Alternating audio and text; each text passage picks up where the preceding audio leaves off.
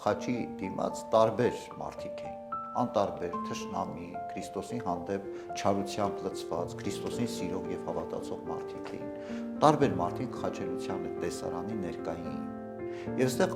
այս պատկերի մեջ ամբողջ աշխարհն է։ Մենք էլ մեկս անտարբեր է, մեկս թշնամաբար է նայում, մեկս հավատում է։ Ամեն մարդ տարբեր հայացքով է նայում Քրիստոսին,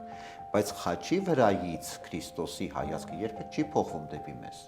Ինքը միշտ նույնն է։ Ու կապ չունի դու դեմք ունես, չունես, դու հավատում ես, չես հավատում, ուզում ես Քրիստոսին խաչել, չես ուզում Քրիստոսին խաչել։ Քրիստոս բոլորիս նույն հայացքով է նայում։ Եվ Քրիստոսի համար մենք բոլորս նույն մարդիկ ենք։